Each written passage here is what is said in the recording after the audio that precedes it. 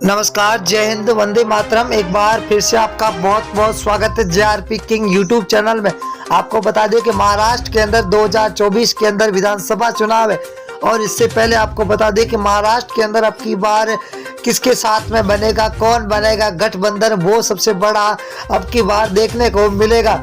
क्योंकि पिछली बार के अगर देखा जाए तो शिंदे गुट ने बीजेपी के साथ में गठबंधन बनाकर अपनी सरकार बनाई थी। अब की बार क्या शिंदे और शिवसेना क्या गठबंधन बनाएगी या फिर चुनाव अलग अलग लड़ेगी।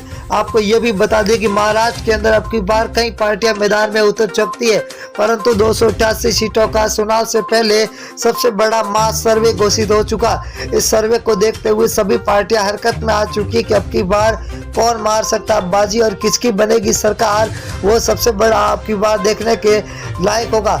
आपको बता दें कि सी वोटर टीम नाउना फलोदी सट्टा बाजार ने जो मास सर्वे निकाल के आज जारी किया है वो बहुत ही बड़ा सर्वे है। महाराष्ट्र की सरकार है, वहाँ की जनता के अंदर देखा जाए तो खलबली मची हुई है कि अब की बार सीटों का सबसे बड़ा सर्वे।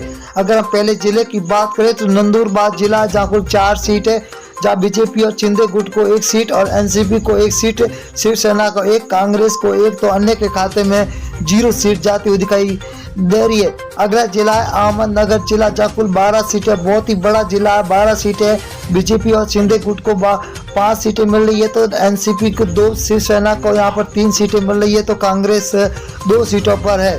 अगर बात करें हम बहुत ही बड़ी घोषणा की तो यहाँ पर है सांगली जिला। सांगली जिले की बात करें तो 8 विधानसभा सीटें, जहाँ 8 में से बीजेपी और शिंदे गुट को 4 सीटें मिल रही है, तो एनसीपी को 2 सीट, शिवसेना यहाँ पर 0 पर है, तो कांग्रेस 2 सीटों पर टिकी हुई है, अन्य 0 के खाते में जाते हुए दिखाई दे रही है। उस्मानाबाद जिले की बात करें तो कुल 4 सीटें, 4 विधानसभा सीटों में से बीजेपी और शिंदे गुट को यहाँ पर 0 सीट मिलती हुई दिखाई दे रही है, तो यहाँ पर एनसीपी को 1, शिवसेना को 1, तो कांग्रेस यहाँ पर 2 सीटों पर सबसे आगे चलती हुई दिखाई दे रही है।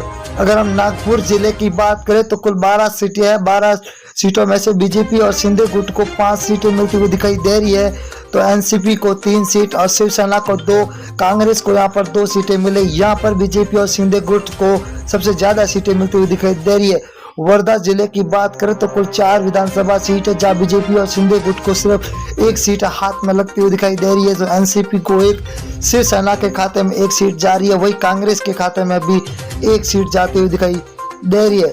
अगर हम मुंबई जिला की बात करें तो मुंबई के अंदर 26 विधानसभा सीट है, ये सबसे बड़ा जिला है, यहाँ पर सबसे ज्यादा सीट है 26 है, जहाँ बीजेपी और शिंदे गुट को 11 सीट मिल रही है, तो एनसीपी को 5, शिवसेना को 7, यहाँ पर कांग्रेस को 3 सीटों पर ही टिकना पड़ रहा है। अगर हम बात करें वाशिम जिला है कहाँ, जहाँ पर 3 विधानसभा सीट है, 3 में से बीजेपी और शिंदे गुट को 1 सीट, वही एनसीपी को 1, शिवसेना के खाते में 1 सीट जा रही है, तो कांग्रेस यहाँ पर 0 पर टिकी हुई है।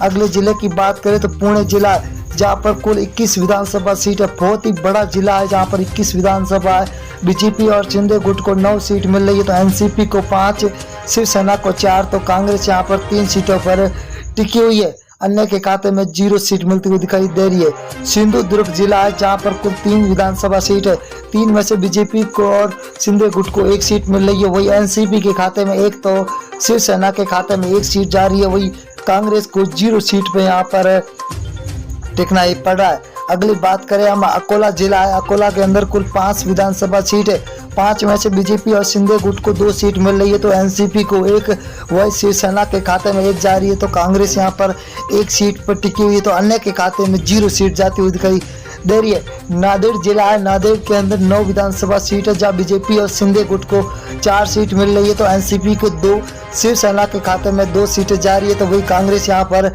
1 सीट पर टिकी हुई है। बहुत ही बड़ा महा ओपिनियन पोल है अब की बार महाराष्ट्र का। रायगढ़ जिला है, कुल 7 सीटें है, 7 में से बीजेपी और शिंदे गुट को 3 सीट मिल रही है, तो वही एनसीपी को 2, शिवसेना के खाते में 1 सीट मिल रही है, तो यहाँ पर कांग्रेस को 1 सीट मिलती हुई दिखाई दे रही है। यहाँ पर अब की बार महाराष्ट्र के अंदर बीजेपी और शिंदे गुट का महागठबंधन है।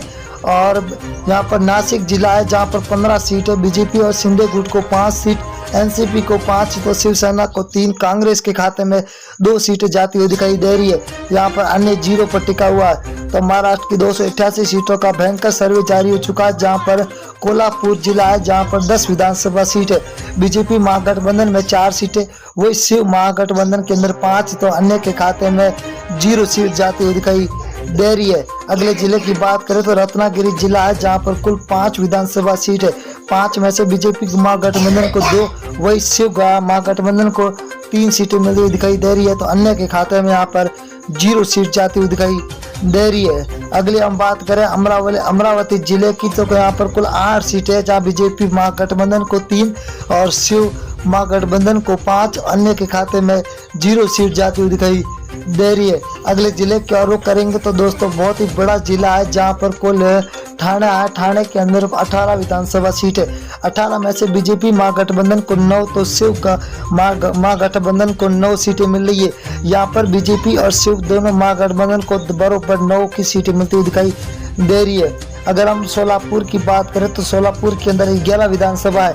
11 के अंदर बीजेपी महागठबंधन को 6 तो शिव महागठबंधन के अंदर 5 सीट मिल रही है। तो अन्य के खाते में यहाँ पर 0 सीट जाती हुई दिखाई दे रही है। बहुत ही बड़ा सर्वे जारी हो चुका। सतारा जिले की बात करें तो सतारा के अंदर विधानसभा सीटें 8 है। 8 में से बीजेपी महागठबंधन को 2 सीट मिल रही है तो शिव महागठबंधन को 6 सीटों पर टिका हुआ है। तो अन्य के खाते में यहाँ पर 0 सीट जाती हुई दिखाई दे रही है। अगले जिले की बात करें तो सांगली जिला है जहाँ पर कुल 8 सीट है। 8 में से बीजेपी को 4 सीट तो शिव महागठबंधन को 3, यहाँ पर अन्य के खाते में 1 सीट जाती हुई दिखाई दे रही है। 288 सीटों का सबसे बड़ा